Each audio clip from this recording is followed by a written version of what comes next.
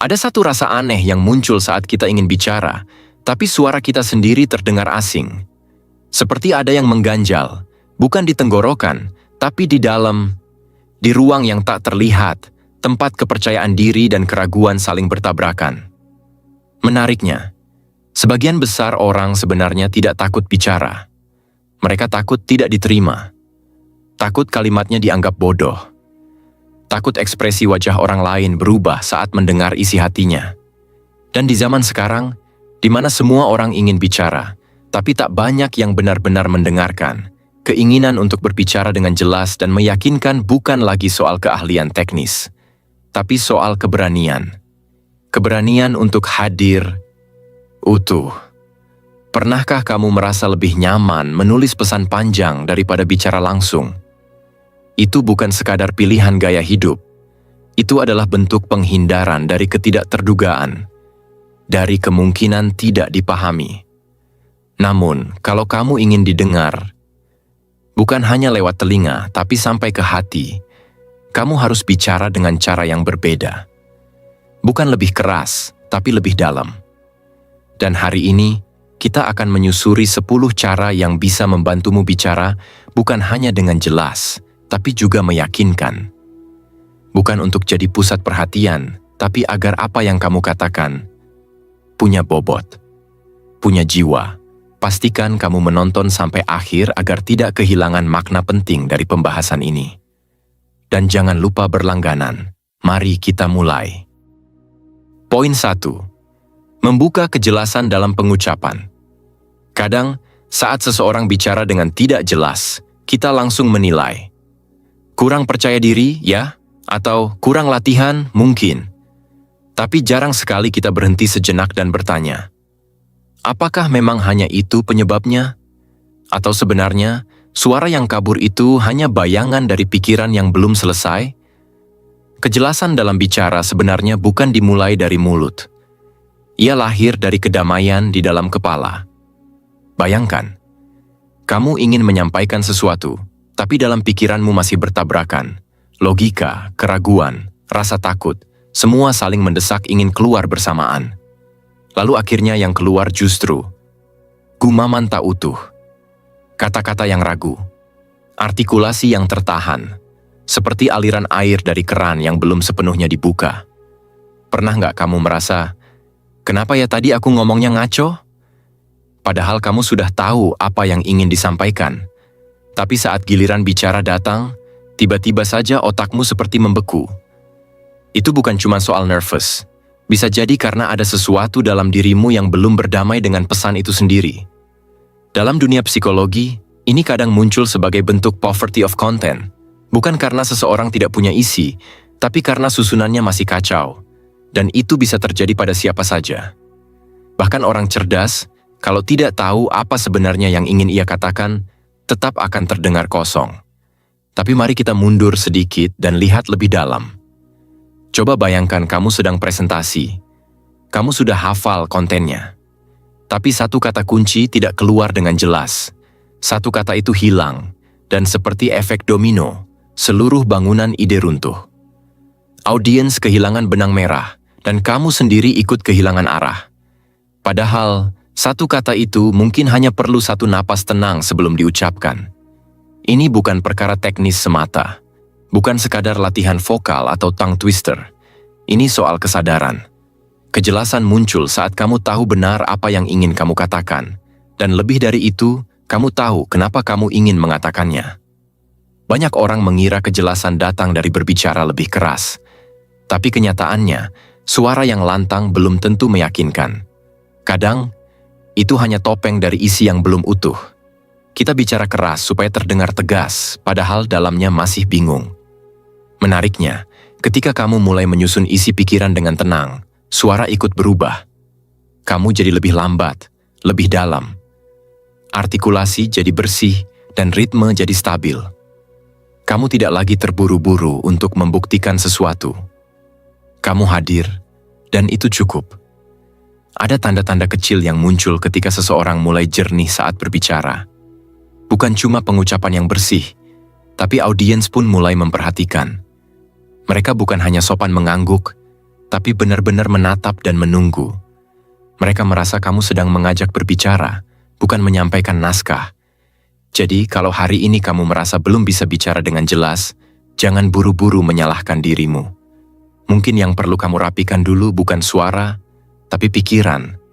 Mungkin yang perlu kamu temui dulu bukan teknik, tapi kejujuran dalam dirimu sendiri. Dan dari sana, perlahan, tapi pasti, kata-katamu akan mulai mengalir. Tidak dibuat-buat, tidak keras, tapi jelas. Dan jelas itu jauh lebih kuat dari lantang. Poin 2. Mengembangkan kekayaan kosakata Anda. Pernah nggak kamu merasa ada perasaan di dalam dada yang begitu kuat, begitu padat, tapi saat mau diucapkan semua jadi mentah? Kalimat yang keluar jadi datar, biasa saja. Padahal di dalam kepala ada gejolak, ada cerita yang ingin meluap, tapi nggak ada kata yang pas untuk membawanya keluar. Dan ini bukan soal kemampuan teknis. Ini tentang peta dalam dirimu yang belum selesai digambar. Karena seringkali, kata bukan cuma alat bicara, tapi jendela ke dalam isi pikiranmu. Semakin kamu punya banyak kata, semakin rinci kamu bisa memahami apa yang kamu rasakan. Bahkan, dalam beberapa studi, kemampuan mengungkapkan emosi secara verbal terbukti menenangkan sistem limbik. Jadi bukan hanya membuat orang lain paham, tapi juga membuatmu sendiri lebih tenang. Masalahnya, banyak orang hidup di lingkungan yang sebenarnya kaya bahasa, tapi tidak terbiasa menggunakannya secara bermakna. Mungkin kamu tumbuh dalam percakapan yang sekadar formalitas. Tanya kabar, basa-basi, bercanda sebentar, lalu selesai. Tapi kapan terakhir kamu benar-benar diajak bicara dengan kata-kata yang membuka wawasan baru? Itu sebabnya, banyak orang merasa miskin kata bukan karena tidak punya kosakata, tapi karena tidak pernah terbiasa menggunakannya dalam konteks yang hidup. Bahkan secara kognitif, jika kamu tidak aktif memperluas pilihan diksi, otakmu akan terus memilih jalur tercepat. Kata-kata yang sama, kalimat yang serupa, dan akhirnya, ide pun ikut terjebak dalam pola lama. Padahal, satu kata yang tepat bisa jadi kunci untuk membuka pemahaman yang selama ini terkunci. Contohnya begini, ketika kamu marah, kamu bisa bilang, "Aku kesal." Tapi coba ganti dengan, "Aku frustrasi karena harapanku tidak terpenuhi." Efeknya beda, kan? Kalimat kedua punya bobot emosional yang lebih spesifik. Dan itu membuat lawan bicaramu lebih mudah memahami dan lebih mudah untuk nyambung. Sekarang bayangkan ini. Bagaimana kalau kamu punya 100 kata tambahan dan tahu cara menggunakannya? Bukan supaya kamu terlihat pintar, tapi supaya kamu bisa bicara tentang dirimu, duniamu, dan ide-idemu dengan lebih jernih. Lebih dalam, lebih dekat dengan yang kamu maksud sebenarnya. Tapi hati-hati juga. Banyak yang terjebak pada keinginan terdengar intelektual. Menggunakan istilah asing, diksi rumit, dan akhirnya kehilangan audiensnya. Karena terlalu sibuk terdengar tinggi, malah nggak nyambung. Padahal, kalau kamu betul-betul menguasai kata, kamu tahu, kadang kata paling sederhana, yang paling kuat, yang paling mengena. Karena kekuatan kata bukan pada panjangnya, tapi pada kecocokannya dengan momen. Dan kamu tahu kapan seseorang benar-benar menguasai kosakatanya? Saat dia memilih kata bukan karena ingin terlihat lebih pintar, tapi karena dia ingin didengar lebih dalam. Jadi, coba mulai sekarang. 1 hari, 1 kata baru. Bukan sekadar tahu, tapi dicoba. Ucapkan dalam obrolan. Selipkan dalam tulisan. Rasakan resonansinya. Karena kalau kamu ingin didengar, kamu harus punya kata yang cukup untuk menjelaskan isi batinmu. Dan untuk itu, kamu butuh lebih dari sekadar banyak bicara. Kamu butuh keberanian untuk memperkaya pikiranmu. Dan jangan khawatir, semua orang bisa mulai dari 1 kata. Poin 3. Menguasai kemampuan mendengarkan secara aktif. Lucunya ya, kita belajar berbicara sejak kecil, tapi hampir tidak pernah benar-benar diajari cara mendengarkan. Padahal, kalau kamu perhatikan lebih dalam, justru dari mendengarkanlah semua bentuk komunikasi yang utuh berawal. Ada satu pertanyaan yang sebenarnya sederhana, tapi cukup menghantam. Kamu benar-benar mendengarkan Atau hanya diam sambil menunggu giliran bicara? Kebanyakan orang merasa mereka sudah cukup mendengar hanya karena mereka tidak menyela. Tapi mendengarkan yang kita maksud di sini bukan cuma soal mendengar suara. Ini soal hadir. Soal membuka ruang di dalam batin, agar orang lain bisa meletakkan pikirannya di sana. Tanpa khawatir dihakimi, dikoreksi, atau dibantah. Dan iya, ini bukan perkara mudah. Beberapa penelitian menunjukkan bahwa saat kita mendengar seseorang bicara, terutama dalam percakapan pribadi, otak kita seringkali justru sibuk menyusun balasan, bukan menyimak isi. Bahkan dalam situasi yang terlihat tenang, banyak dari kita hanya menunggu jeda untuk menyisipkan giliran kita. Itulah kenapa, meskipun banyak kata diucapkan, sedikit yang benar-benar mengendap. Dalam filsafat Stoik, ini sebenarnya sudah diperingatkan lama. 2 telinga, 1 mulut. Bukan karena lucu, tapi karena ini refleksi ritme yang seharusnya kita pelihara. Lebih banyak menerima, lebih sedikit menyerang. Tapi, kenapa mendengar itu susah? Ada satu alasan menarik. Karena mendengarkan yang sungguh-sungguh bisa membuat kita merasa rentan. Saat kamu sungguh mendengar seseorang, bukan hanya ceritanya, tapi juga emosinya, kadang kamu akan tersentuh, terganggu, atau bahkan merasa terguncang. Dan tanpa sadar, otakmu menciptakan pertahanan. Ia mengalihkan perhatianmu, supaya kamu tetap merasa aman. Jadi jangan buru-buru menghakimi kalau kamu merasa sulit mendengarkan seseorang. Bisa jadi, itu tubuhmu yang sedang melindungi pikiranmu dari kenyataan yang belum siap kamu hadapi. Namun justru karena itulah mendengarkan aktif adalah kekuatan yang langka. Ini bukan soal teknik menatap mata atau mengangguk dengan ritme pas. Ini soal menunda egomu, memberi ruang tanpa menyisipkan dirimu ke dalamnya. Sejenak, kamu memutuskan untuk tidak menjadi pusat. Dan percayalah, di dunia yang begitu penuh kebisingan, tindakan sesederhana itu bisa jadi revolusioner. Ketika kamu mulai mendengarkan aktif, akan muncul tanda-tanda kecil. Lawan bicaramu akan mulai terbuka, lebih jujur. Kamu tidak hanya akan mendengar kata, tapi rasa. Dan disitulah koneksi tumbuh. Disitulah kepercayaan dibangun. Beberapa terapi psikologis bahkan menyebutkan, cukup merasa didengar bisa mengurangi tekanan emosi hingga 60%. Karena bagi banyak orang, yang mereka butuhkan bukan solusi, tapi tempat. Dan tempat itu bisa kamu hadirkan hanya dengan tidak buru-buru bicara. Sekarang bayangkan begini. Bagaimana hidupmu berubah jika kamu mulai benar-benar mendengarkan orang-orang terdekatmu? Mungkin konflik kecil tidak jadi meledak. Mungkin seseorang yang kamu sayangi akhirnya merasa cukup aman untuk berkata jujur. Dan mungkin kamu pun bisa mulai mengenal dirimu lebih dalam, lewat kisah orang lain. Jadi, di dunia yang terus memburu giliran bicara, kamu bisa jadi satu-satunya yang memilih untuk mendengar lebih dulu. Bukan karena kamu tidak punya suara, tapi karena kamu tahu, kekuatan sebenarnya justru muncul saat kamu memilih untuk diam. Poin 4. Menyusun ide-ide Anda dengan terstruktur. Kadang masalahnya bukan pada apa yang kita katakan, tapi pada bagaimana kita menyampaikannya. Kamu pasti pernah mengalami saat ide-ide di kepalamu sebenarnya tajam, kuat, bahkan cukup dalam, tapi ketika dikeluarkan, semuanya terdengar seperti benang kusut yang dililit buru-buru. Orang yang mendengarkan pun hanya bisa mengangguk bingung, atau lebih buruk, salah paham. Dan ironisnya, banyak orang tidak sadar bahwa itu bukan soal kualitas isi, tapi soal arah. Karena sebenarnya, pikiran yang berantakan sering mencerminkan kondisi batin yang belum stabil. Dalam psikologi kognitif, ini disebut cognitive load overload. Ketika emosi, logika, dan imajinasi datang bersamaan tanpa struktur, otak tidak bisa menyusun prioritas. Akibatnya, kamu mungkin berbicara cepat, berputar, dan keluar dari jalur utama. Tanpa kamu sadari, kamu sedang panik secara intelektual. Bukan karena tak tahu, tapi karena terlalu banyak yang ingin kamu sampaikan sekaligus. Tapi apakah solusinya harus rumit? Enggak. Menyusun ide sebelum bicara itu bukan cuma untuk presentasi. Itu juga berlaku buat kamu yang ingin lebih dipercaya dalam obrolan biasa, diskusi kerja, bahkan percakapan pribadi.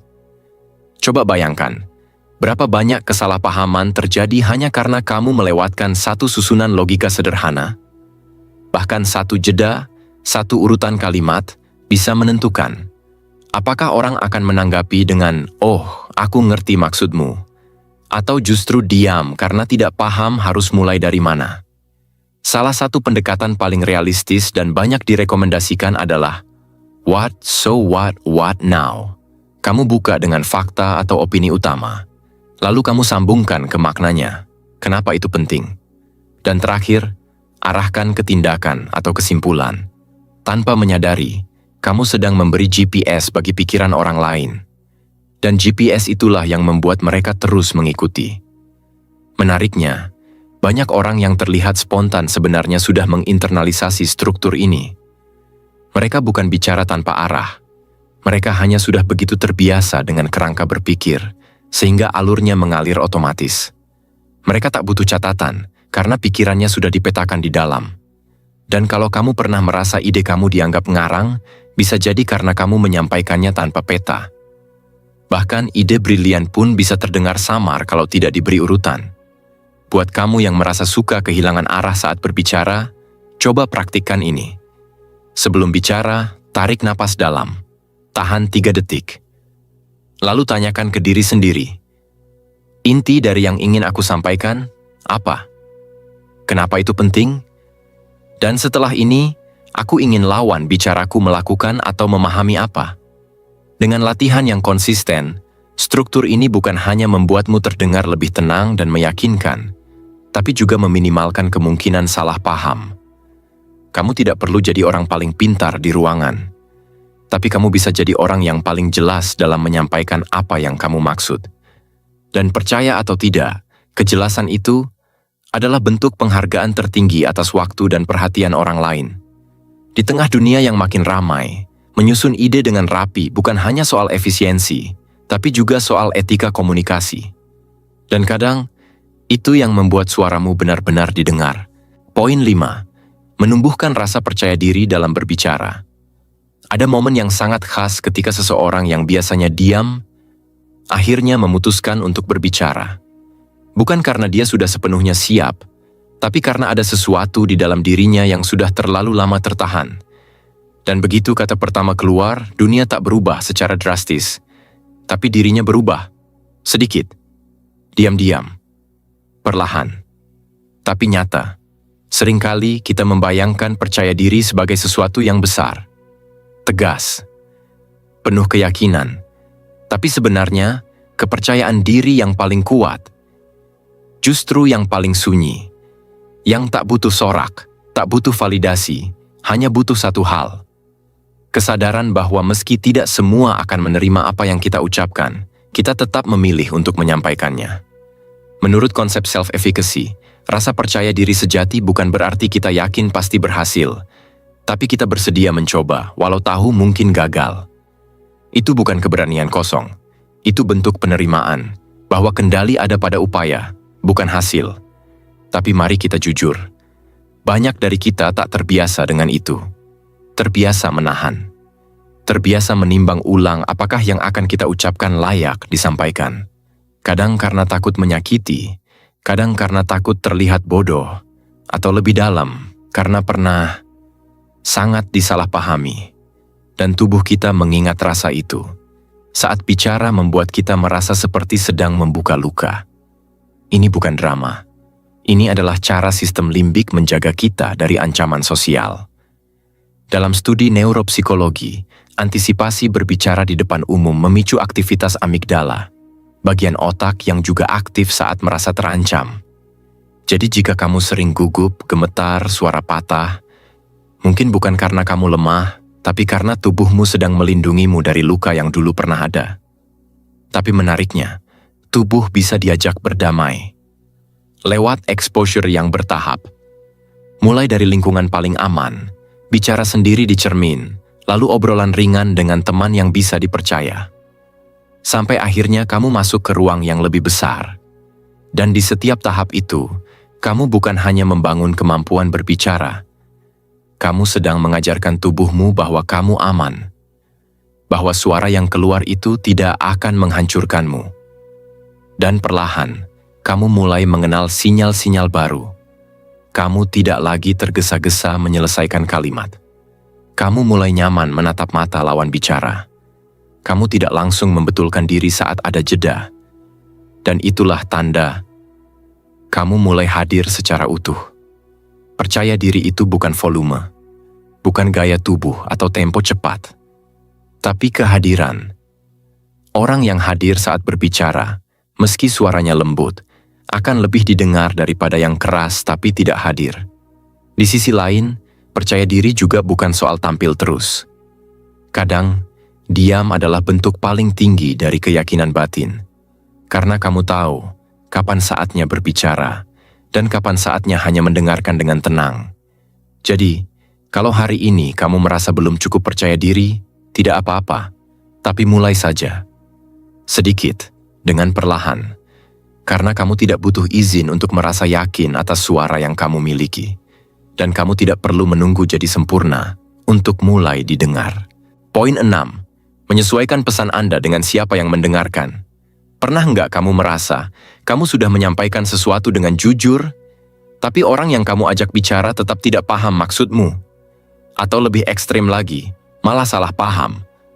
Lalu kamu bertanya dalam hati, apa aku yang salah atau mereka yang enggak ngerti? Sebenarnya, itu bukan soal siapa yang salah, tapi soal apakah kamu berbicara dengan cara yang bisa mereka terima. Karena begini, kebenaran yang tidak disampaikan dengan cara yang sesuai bisa terdengar seperti kesalahan. Dan pesan yang paling dalam, kalau disampaikan dengan cara yang asing, bisa kehilangan maknanya di jalan. Kemampuan menyesuaikan cara bicara bukan berarti kamu sedang berubah jadi orang lain, tapi justru kamu sedang memberi jalan pada pesanmu, agar tidak tertabrak dinding asumsi dan ekspektasi pendengar.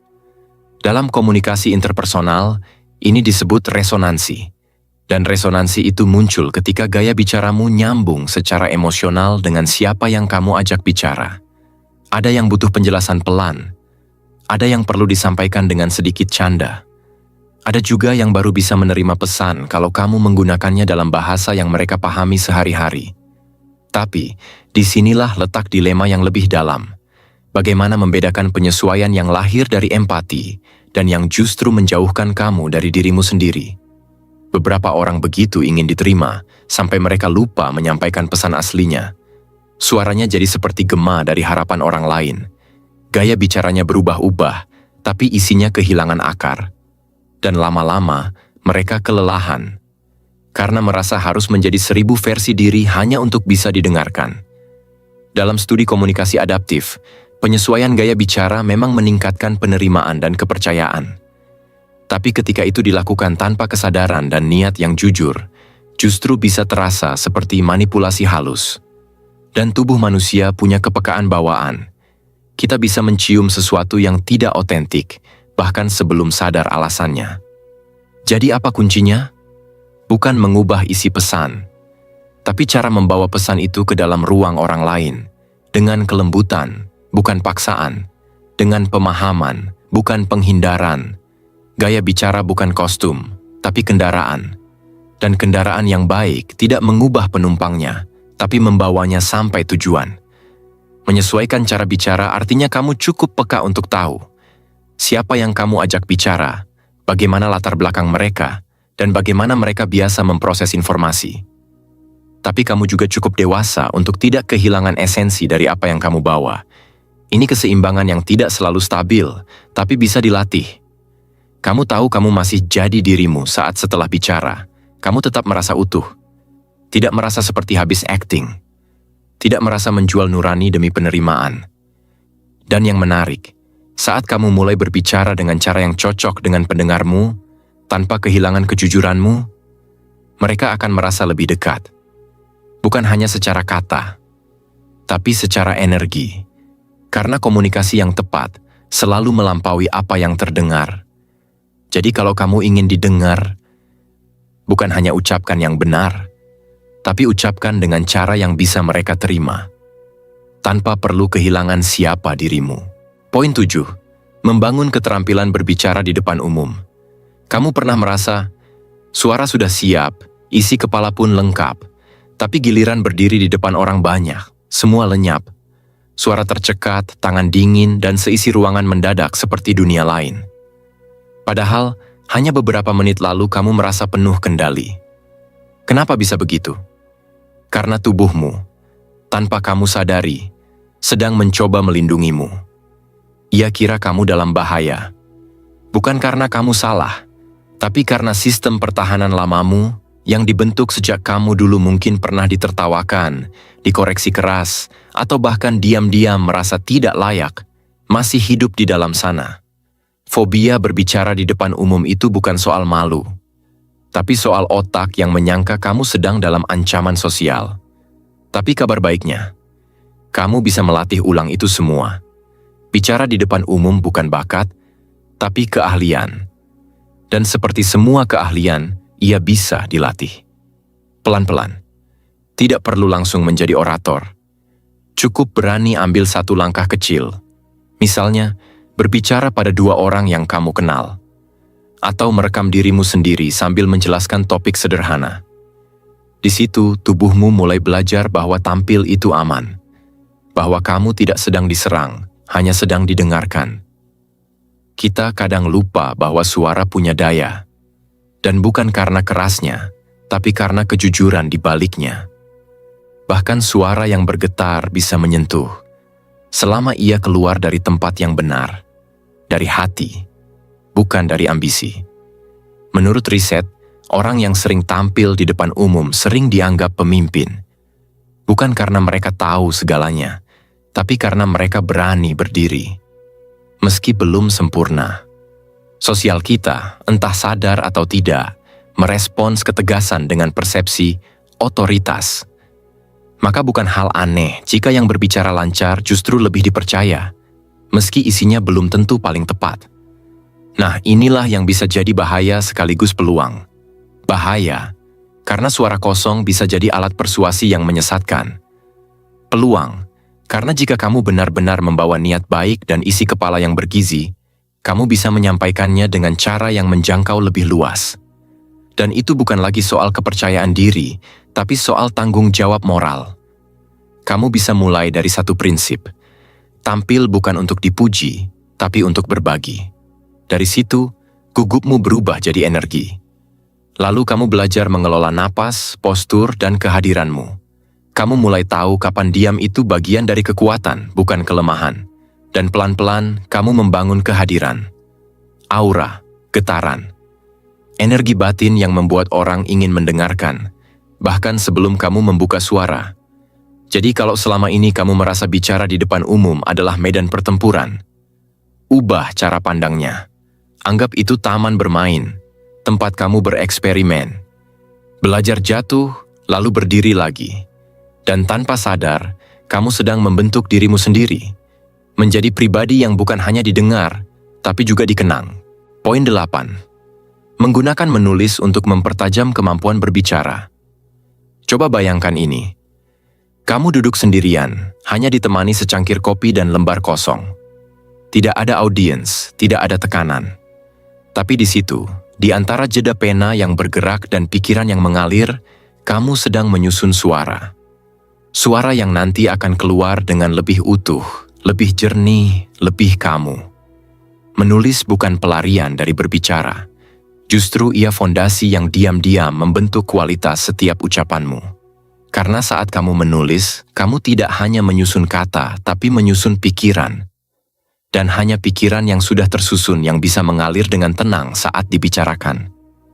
Ini bukan teori semata. Dalam banyak studi, termasuk expressive writing dan neuropsikologi, dijelaskan bahwa menulis, apalagi menulis tangan, membuka koneksi saraf yang memperkuat memori kerja, ketajaman berpikir, dan kejelasan emosional. Artinya, menulis membantu kamu bicara lebih runtut dan lebih hidup. Bukan hanya karena kamu hafal, tapi karena kamu sudah merasa akrab dengan isi pikiranmu sendiri. Lucunya, banyak yang mengira menulis itu lambat dan tidak efektif untuk hidup yang serba cepat. Padahal justru karena hidup semakin cepat, kamu butuh ruang yang melambat. Dan menulis adalah ruang itu. Ruang yang memaksa kita berhenti sejenak, menimbang, dan melihat ulang isi kepala yang kadang terlalu bising untuk didengar. Menulis juga bisa menjadi tempat yang paling aman untuk kamu yang belum berani bersuara. Mungkin selama ini kamu takut salah ucap, takut tak didengar, atau takut emosi meledak saat berbicara. Tapi lewat tulisan, kamu bisa melatih keberanian itu dari kejauhan. Kamu bisa menulis surat untuk dirimu yang takut. Dan saat kamu membaca ulang surat itu, kamu mulai menyadari, ada sesuatu di dalam dirimu yang sebenarnya sudah siap bicara. Dari situ, kamu bisa melatih pola, misalnya dengan journaling 1 paragraf setiap pagi. Bukan esai, bukan karya sastra, cukup tulis apa yang ingin kamu sampaikan hari ini dengan jujur. Lalu dari situ, kamu bisa mengubahnya jadi struktur pembicaraan. Uji, apakah kamu bisa menjelaskan tulisan itu ke teman dalam 2 menit? Jika iya, berarti kamu tidak hanya menulis. Kamu sedang menciptakan versi terbaik dari suara batinmu, yang bisa keluar kapan saja dibutuhkan. Dan menariknya, semakin sering kamu menulis, kamu akan sadar satu hal. Spontanitas tidak lahir dari ketidaksiapan, tapi justru dari pikiran yang sudah matang. Terdengar spontan, tapi sesungguhnya hasil dari banyak percakapan batin yang kamu tulis diam-diam selama ini. Jadi, kalau kamu ingin bicara lebih jelas, lebih menyentuh, dan tidak gugup, mulailah dengan menulis. Karena sebelum kamu bisa bicara dengan meyakinkan kepada orang lain, kamu perlu mendengar dulu suaramu sendiri. Dalam diam, tulis. Bukan untuk didengar, tapi agar ketika kamu akhirnya bicara, dunia pun diam, mendengarkan. Poin 9. Mengelola rasa cemas saat berbicara. Ada saat-saat tertentu, kamu belum mulai bicara, tapi tubuhmu sudah mulai beraksi. Tangan terasa dingin, lidah seperti berat, jantung berdebar tak karuan. Padahal kamu sudah tahu apa yang mau kamu sampaikan. Sudah latihan juga, tapi tetap saja. Seperti ada kabut yang muncul tiba-tiba, menyelimuti semua niat baikmu. Dan disitulah letak rahasianya. Bukan karena kamu tidak mampu, tapi karena tubuhmu sedang mencoba melindungi dirimu.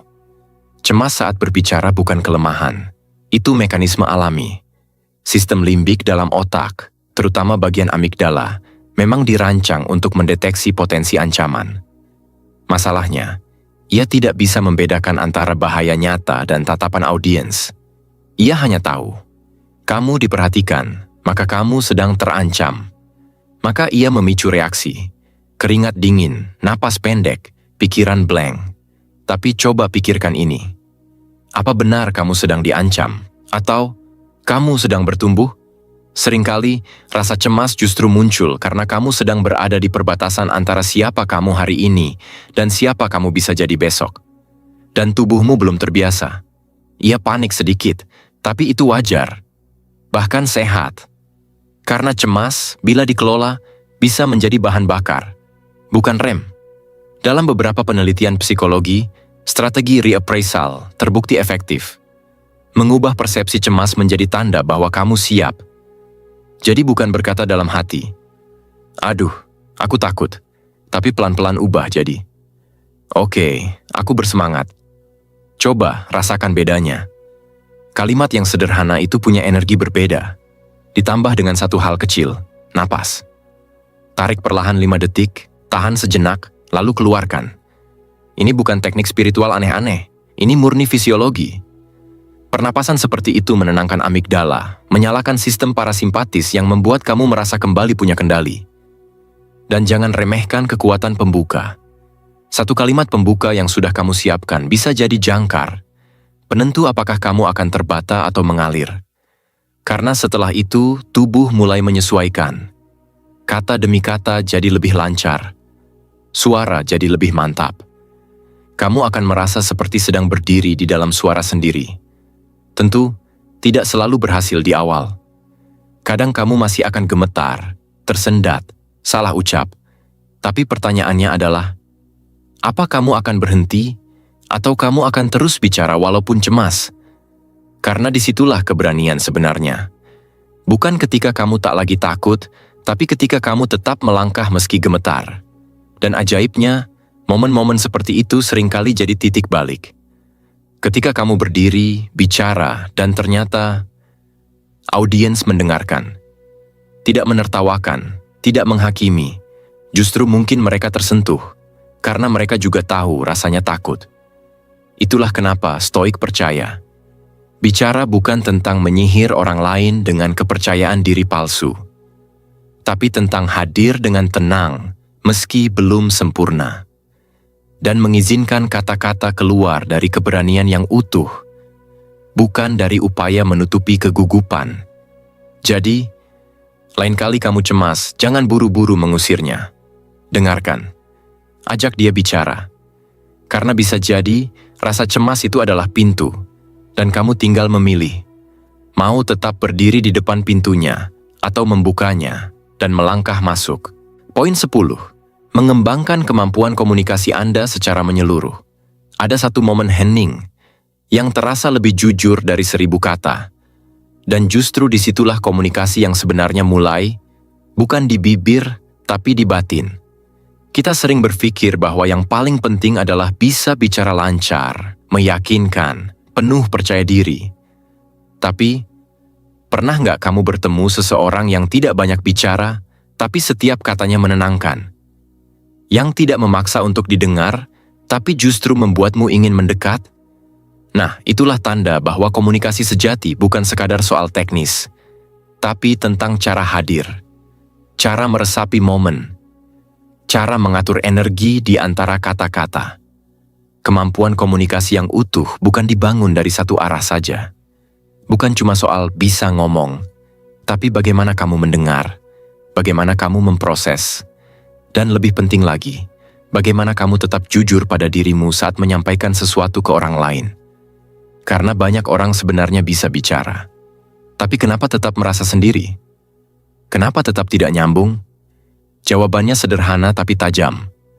Karena komunikasi kehilangan kedalaman ketika niatnya hanya untuk menanggapi, bukan untuk memahami. Berbicara tanpa kehadiran batin, tanpa keterhubungan emosional, akan terasa hampa, walaupun penuh suara. Stoikisme tidak pernah meminta kamu menjadi orator hebat, tapi ia menantangmu untuk hadir dengan utuh. Dalam setiap dialog, dalam setiap percakapan, dalam setiap jeda. Tidak buru-buru menjawab, tidak mengontrol persepsi orang, tapi mendengarkan dulu, lalu merespons dengan kesadaran. Itu lebih kuat dari 1000 argumen. Lalu pertanyaannya, bagaimana caranya membangun komunikasi seperti itu? Jawabannya bukan rumit, tapi memang butuh latihan kecil yang konsisten. Mulai dari mencatat. Ya, catat setiap percakapan yang terasa sulit. Setiap momen ketika kamu merasa disalahpahami. Tanyakan ke dirimu, apa yang sebenarnya ingin aku sampaikan? Lama-lama kamu akan mengenali pola. Dan dari pola itu, kamu bisa belajar menyampaikan isi batinmu dengan lebih jernih, lebih efisien, lebih jujur. Berikutnya, latih kemampuan memberi umpan balik. Bukan sekadar, oh iya ya, tapi misalnya, kamu tadi bilang begini, maksudmu itu gimana ya? Itu bukan teknik basa-basi, tapi bentuk empati yang memperdalam komunikasi. Lalu satu hal yang sering dilupakan. Kesadaran tubuh. Cara kamu duduk. Kontak mata. Nada suara. Bahkan gestur kecilmu. Semuanya berbicara lebih dulu daripada mulutmu. Penelitian komunikasi interpersonal menyebutnya sebagai embodied cognition. Bahwa tubuh kita sebenarnya berkomunikasi lebih awal daripada pikiran kita sadar. Jadi, berlatihlah menyadari bagaimana tubuhmu mengatakan sesuatu sebelum kamu benar-benar berbicara. Dan pada akhirnya, komunikasi menyeluruh bukan tentang menguasai gaya bicara tertentu, tapi tentang menjadi pribadi yang bisa menyatu dalam setiap momen. Fleksibel tanpa kehilangan arah. Tegas tapi tetap empatik. Asertif tapi tetap hangat. Karena dunia tidak butuh lebih banyak orang yang pandai bicara, tapi lebih butuh orang-orang yang benar-benar hadir saat bicara, yang bisa menjadi ruang aman, bukan hanya suara keras, yang bisa jadi tempat bersandar, bukan hanya tempat mendebat. Jadi, kalau kamu ingin benar-benar didengar, jangan buru-buru berkata. Latih dulu kehadiranmu, karena terkadang diam yang penuh makna bisa membuka pintu-pintu percakapan yang belum pernah kamu bayangkan sebelumnya. Kesimpulan, jadi apa yang sebenarnya kita kejar saat ingin bisa bicara dengan jelas dan meyakinkan? Bukan hanya sekadar tampil, bukan cuma soal menghindari gugup, dan bukan pula demi dipuji fasih. Tapi mungkin ada dorongan yang lebih dalam dari itu. Dorongan untuk merasa layak, untuk merasa ada, untuk merasa bahwa kata-kata kita punya tempat di dunia ini, dan yang lebih penting, punya makna bagi orang lain. Sepanjang perjalanan ini, kita nggak sedang belajar jadi orator panggung. Kita sedang belajar bicara dari tempat yang lebih jujur, lebih utuh, dari batin yang berdamai, dari pikiran yang rapi, dan dari niat yang tidak dibalut manipulasi. Kalau kamu perhatikan baik-baik, setiap kemampuan yang kita bahas barusan, dari memperjelas suara, memperkaya kosakata, hingga mengelola cemas, semuanya bermuara pada satu hal, kehadiran. Karena ketika kamu hadir sepenuhnya dalam momen berbicara, kamu tak lagi hanya menyampaikan informasi. Kamu sedang menyampaikan kehadiranmu.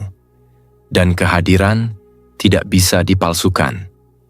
Banyak orang bisa terlihat percaya diri, bisa bicara lantang, bisa memukau audiens, tapi tetap merasa kosong setelahnya.